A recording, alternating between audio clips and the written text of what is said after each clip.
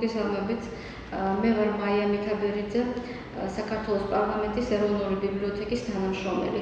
მინდა გესაუბროთ იმელის, ანუ მარქსიზმ-ლენინიზმის ინსტიტუტის ბიბლიოთეკის წიგნსაცავის შესახებ. ეს წიგნსაცავი, ეს ბიბლიოთეკა უკვე გაუქმებულია და მისი წიგნები და დოკუმენტები თბილისის სხვადასხვა ბიბლიოთეკაში არის გადანაწილებული, მაგრამ და ეროვნული ბიბლიოთეკის, როგორც ეროვნული ბიბლიოთეკის თანამშრომელს, მეც მომიწია ამ წიგნსაცავში მუშაობა და მინდა გაგიზიაროთ ჩემი შთაბეჭდილებები ამ მუშაობასთან დაკავშირებით. მინდა ცოტა შორიდან დავიწყო და ახსნა აი მარქსიზმ-ლენინიზმის ინსტიტუტის შესახებ. ეს ალბათ ჩემი საუბარი ამ შემთხვევაში უფრო ახალგაზრდა თაობების მიმართ არის, რადგან ძველმა თაობამ იცის ისტორიისა, ძველი თაობა მოესწრო თვითონ ამ კომუნისტურ რეჟიმს, ხოლო ახალგაზრდა თაობისათვის კომუნისტური პერიოდი არის უკვე ისტორია. მარქსიზმ-ლენინიზმის ინსტიტუტი დაარსდა რუსეთში და მისი მთავარი მიზანი იყო მარქსიზმ-ლენინიზმის კლასიკოსების, როგორც მას უწოდებდნენ, მარქსის, ენგელსისა და ლენინის ნაშრომების შესწავლა. ამის პარალელურად 30-იან წლებში ლავრენტი ბერიამ თბილისში დააარსა სტალინის ინსტიტუტი და მის მიზნად ჰქონდა, რომ შეესწავლა სტალინის მემკვიდრეობა, რომ წარმოიჩინა მისი როლი როგორც ერთ-ერთი მთავარი მოქმედი პირის არა მარტო ამიერკავკასიის რევოლუციაში, არამედ საბჭოთა კავშირის რუსეთის რევოლუციაში და საბოლოოდ მიზანი ალბათ მაინც იყო, რომ როგორმე თავი ერთგულება გამოაცხადებინა სტალინისათვის და თავი მოეწონებინა მისთვის. ამ ინსტიტუტისთვის საჭირო იყო შენობა, გამოაცხადა ბერიამ კონკურსი და კონკურსში გაიმარჯვა იმ დროისათვის ცნობილმა არქიტექტორმა ალექსეი შჩუსევმა, რომლის პროექტითაც შემდეგ საბოლოოდ აშენდა ის 4-სართულიანი შენობა, რომელიც დღეს დგას რუსთაველის პროსპექტზე. მშენებლობა მიმდინარეობდა 4 წლის განმავლობაში 1934 წლიდან 38 წლამდე. 38 წელს უკვე ბერია გადაყვანილი იყო მოსკოვში და სტალინის ინსტიტუტის ნაცვლად ეს ინსტიტუტი გახდა უკვე საკავშირო მარქსიზმ-ლენინიზმის ინსტიტუტის ფილიალი. როდესაც ამ ინსტიტუტს ეწოდებოდა თავდაპირველად მარქს, ენგელს, ლენინის ინსტიტუტი. როცა სტალინი გარდაიცვალა, შემდეგ დაუმატეს სტალინის გვარიც და იწოდებოდა ასე მარქს, ენგელს, ლენინ, სტალინის ინსტიტუტი. მაგრამ ეს დიდხანს არ გაგრძელებულა. მალე სათავეში მოვიდა ხრუშოვი და ბუნებრივია ხრუშოვმა კულტის წინააღმდეგ ბრძოლის კამპანიასთან ერთად სტალინის გვარიც ამოაგდო ამ სახელწოდებიდან. შემდეგ სტალინის გვარს მიაყოლეს ენგელსის გვარიც და საბოლოოდ ინსტიტუტის სახელწოდება დარჩა როგორც მარქსიზმ-ლენინიზმის ინსტიტუტი. რუსულად ეს ჟღერს ასე ინსტიტუტ მარქსიზმა-ლენინიზმა და აი სწორედ ამ რუსული სახელწოდების აბრევიატურა გახდათ იმელი. საინტერესო ის არის, რომ ენგელსის გვარი სახელწოდებიდან ამოღებული იყო, მაგრამ მისი გვარის კვალი მაინც დარჩა მის აბრევიატურაში. ამ შენობაში თავიდანვე განთავსდა რამდენიმე უწყება. იყო თავისთავად ეს სამეცნიერო-კვლევითი ინსტიტუტი, პარტიული არქივი, ამავე დროს რევოლუციის მუზეუმიც აქ განთავსდა, რომელიც თავის მხრივ იყო რუსეთის რევოლუციის მუზეუმის ფილიალი და აი აქ იყო ეს ბიბლიოთეკა, რომელიც ძალიან უნიკალურ დოკუმენტებს შეიცავდა. მე რა მაქვს მხედველობაში, საქმე იმაშია, რომ საბჭოთა პერიოდში რეპრესირების მექანიზმი ძალიან მკაცრი იყო და თუ რომელიმე დოკუმენტი, რომელიმე წიგნი ან პერიოდული გამოცემა აიგრძალებოდა, მას ის ამოჰქონდათ სავაჭრო ქსელიდან ფიზიკურად ანადგურებდნენ, ხოლო მსხვილი ბიბლიოთეკებიდან საერთო ფონდის მოხმარების ფონდებიდან ამოჰქონდათ და გადაჰქონდათ დახურულ ფონდებში, სპეციალური დაცვის ფონდებში, ანუ სპეცფონდებში. აი ეს ტერმინი, საბიბლიოთეკო ტერმინი სპეცფონდი ნიშნავს სწორედ აკრძალული ლიტერატურის ფონდს. და ასეთი მსხვილ ბიბლიოთეკებში ჰქონდათ თავთავიანთი სპეცფონდები, მაგრამ შედარებით პატარა ბიბლიოთეკებიდან ამოღებული ეს აკრძალული ლიტერატურა იგზავნებოდა ან წიგნის სახელმწიფო პალატაში, ან სწორედ იმელის ბიბლიოთეკაში. და აი იმელის ბიბლიოთეკა, ასე ვთქვათ, თითქოს და ასრულებდა საქართველოს რესპუბლიკის მთავარი სპეცფონდის ფუნქციას. ეს შენობა საბჭოთა კავშირის დაშლის შემდეგ ბუნებრივია ფუნქცია დაკარგა თვითონ ამ ინსტიტუტმა და ჰეგემონია დაკარგა აი ამ მმართველმა პარტიამ, კომუნისტურმა პარტიამ და შენობაში უკვე დამოუკიდებელი საქართველოს პერიოდში სხვადასხვა დროს სხვადასხვა უწყება იყო განლაგებული. აქ იყო ერთი პერიოდი საქართველოს პარლამენტი, პრეზიდენტის რეზიდენცია და სხვადასხვა უწყება. ეს შენობა გარდა იმისა, რომ არის საინტერესო არქიტექტურული ნიმუში, ამავე დროს მის მოპირკეთებაზე მუშაობდნენ იმ დროის ცნობილი ქართველი მოქანდაკეები, მაგალითად თამარ აბაკელიას ნამუშევრებით არის ფასადი გორელიეფი გაკეთებული, გორელიეფია თამარ აბაკელიას ავტორობით. და თავისთავად წარმოადგენს კულტურულ ღირებულებას, მიუხედავად იმისა, ჩვენ მოგწონს თუ არ მოგწონს მისი შინაარსი, ეს არის ისტორიული ძეგლი და ჩვენ ვერ ამოშლით ჩვენს ისტორიას, როგორც არ უნდა მოვიდომოთ და არც უნდა მოვიდომოთ ჩემი აზრით. 2007 წლამდე ამ შენობას ჰქონდა კულტურის ძეგლის სტატუსი. 2007 წელს ეს სტატუსი უკვე მოეხსნა.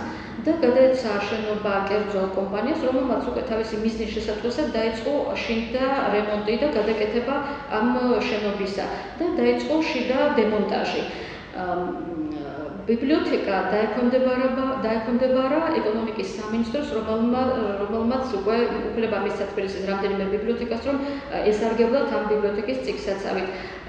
ამ ბიბლიოთეკის წიგნსაცავით პირველ რიგში, რა თქმა უნდა, ისარგებლა ჩვენმა ბიბლიოთეკამ, ეროვნულმა ბიბლიოთეკამ და დიდი სამუშაოები ჩაატარა საქართველოს ეროვნული სამეცნიერო ბიბლიოთეკამ. აქ მუშაობდა აგრეთვე ეროვნული არქივის ბიბლიოთეკა და სხვა რამდენიმე ბიბლიოთეკა, მაგრამ ჩემი შეხედულებით ყველაზე მასშტაბური სამუშაო მაინც შეასრულა ეროვნულმა ბიბლიოთეკამ. და იქ ეროვნულ ბიბლიოთეკაში აი ამ წიგნსაცავიდან ძალიან ბევრი უნიკალური მასალა გადმოვიდა. მე შემიძლია დავასახელო თუნდაც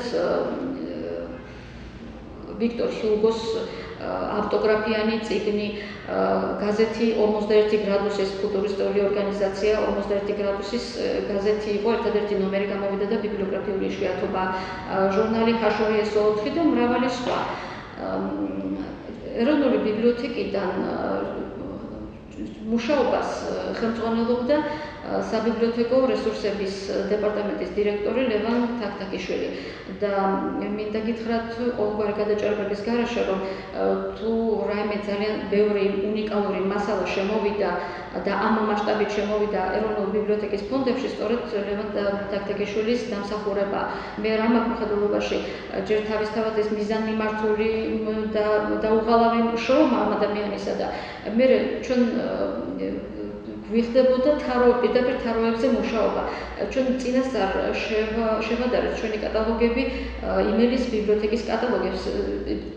პირველი მიზანი იყო ეროვნული ბიბლიოგრაფიის არქივის შევსება, დანაკლისი ლიტერატურის შევსება და სწორედ ამიტომაც შევადარეთ კატალოგები და წინასწარ ჰქონდა შედგენილი სია, თუ რომელი წიგნი უნდა წამოგვეყო.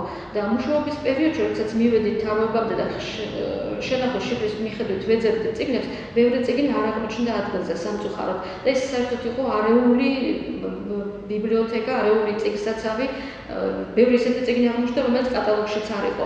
ამიტომ ჩვენ მიზანმიმართულად მივყვებოდით თაროებს და ისევ ეძებდით უნიკალურ მასალას და აქ ხელოვნურად, მექანიკურად ძნელი ამ უზარმაზარ მასაში წიგნებისა ძნელი იყო ამორჩევა, რომელი იყო ღირებული და რომელი ნაკლებად მნიშვნელოვანი ჩვენი ბიბლიოთეკისათვის და ზოგადად ქართული კულტურისათვის. იმიტომ რომ ამ წიგნსაცავში ბევრი ისეთი წიგნი იყო, რომელიც ბიბლიოთეკას ისედაც ჰქონდა და ამიტომ ამისთვის დროის დაკარგვა და შრომის დაკარგვა არ ღირდა. სწორედ ლევან თაქთაქიშვილი ჩვენს გვერდით იდგა და მისი კონსულტაცია, მისი ცოდნა და გამოცდილება იყო ფასდაუდებელი იმ დროს, იმიტომ რომ შეზღუდული ვიყავთ დროში და ძალიან რთულ პირობებში ვიწერდა მუშაობა. აქ იყო საშინელი მტვერი იმის გამო, რომ შიდა დემონტაჟი მიმდინარეობდა და სამშენებლო მტვერი შემოდიოდა ამ საცავში, მერე ფანჯრები ნაწილობრივ ჩამსხვრეული იყო და ქუჩიდან შემოდიოდა მტვერი, გარდა ამისა ფრინველების ჩონჩხებიც ვნახეთ და იმ ფრინველებისაგან დაზიანებული ბევრი წიგნის ვნახეთ სამწუხაროდ. და რაც მთავარი ყველაზე დიდი სირთულე იყო სიბნელე, იმიტომ რომ გათიშული იყო ელექტროენერგიაც, გათიშული იყო წყალიც კათბობაზე ხოლმე ლაპარაკი ზედმეტია, მოკლედ აი ამ პირობებში, რაც შეიძლება მოკლე დროში სწრაფად და სწორად შეგვერჩია ლიტერატურა, ამას ძალიან დიდი მნიშვნელობა ჰქონდა. მე გითხარით, რომ ბევრი მნიშვნელოვანი დოკუმენტი გადმოვიდა იმელის ბიბლიოთეკიდან ჩვენთან, ისეთი დოკუმენტები, რომლებიც უბრალოდ რეპრესირებული კი არ იყო და ამოღებული იყო ბიბლიოთეკიდან, არამედ მასობრივ ბიბლიოთეკაში ასეთი დოკუმენტები არც მოხვდებოდა. ეს არა მარტო წიგნებსა და ჟურნალ-გაზეთებს ეხება, არამედ ფურცლოვან გამოცემებს.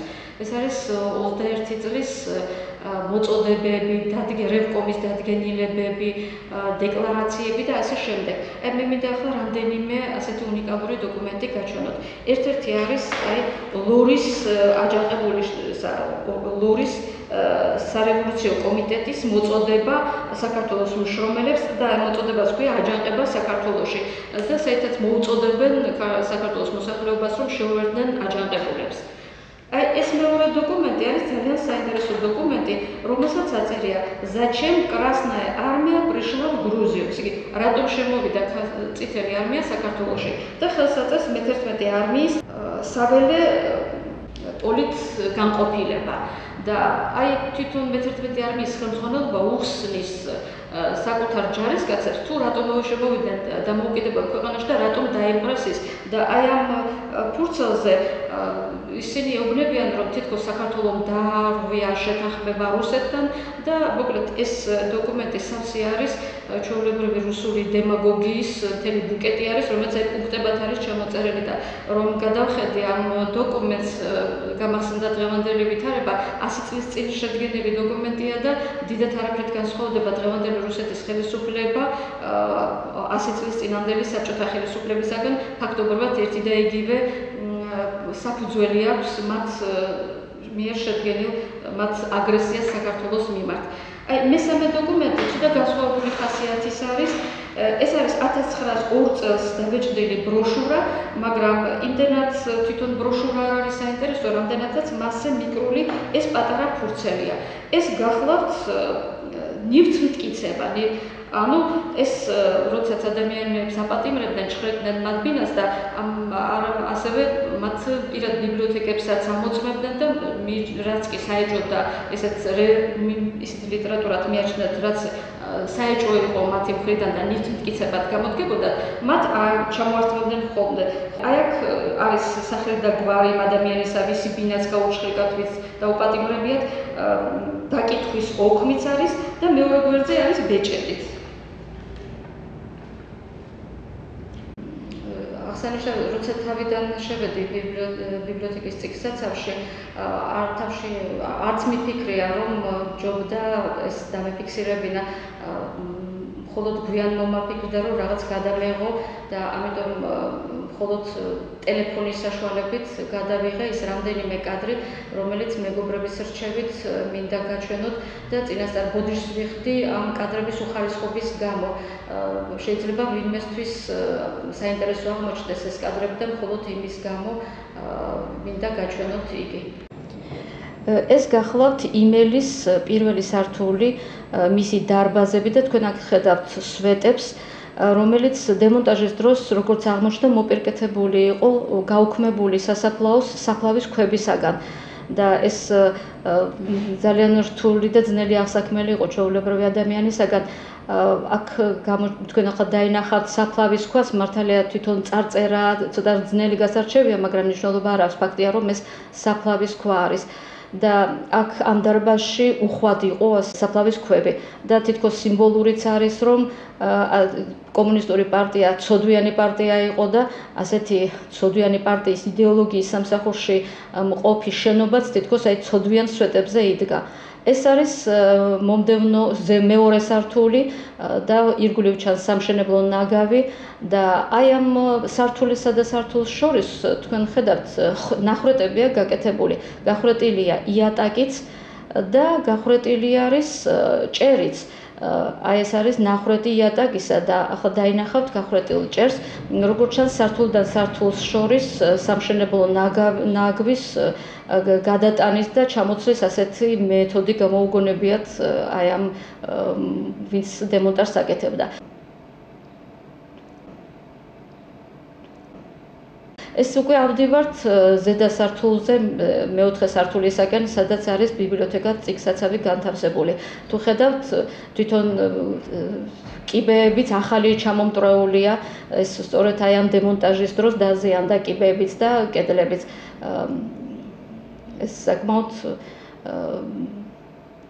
სავსე ნაგვით, ეს უკვე მეოთხე სართულია და აქაც ასევე როგორც სხვა სართულებზე გახვრეტილი არის იატაკი და თქვენ ხედავთ ახლა ბიბლიოთეკა წიგნსაცავის შესასვლელ კარებს. მის წინ არის ზუსტად ეს ნახვრეტი და ამავე დროს გახვრეტილია უკვე ჭერიც, ეს უკვე სახურავი ღია ცის ქვეშ არის ეს ყველაფერი. აი ეს არის წიგნსაცავის თაროები. წიგნსაცავი ორსართულიანი იყო, მეორე სართული სტელაჟი იყო გაკეთებული და რკინისა და ხისგან გაკეთებული თაროებია აქ. და რასაც აქ ხედავთ, ეს არის შესასვლელი და ეს ასე თუ ისე განათებულია ფანჯრიდან შემომავალი დღის შუქით, ხოლო უკვე შორს თქვენ დაენახავთ სრულ სიბნელეს, რომელშიდაც გვიწევდა მუშაობა რამდენიმე ხნის განმავლობაში მტვერსა და ჭუჭხში და რაც მთავარია სიბნელეში. ყველაზე დიდი სირთულე იყო სიბნელე. ჩვენ სპეციალური სანათები მიქონდა რომ გაგვენათებინა და ზოგჯერ ის რო არ ქონდა ტელეფონის საშუალებითაც კი ვანათებდით თაროებს.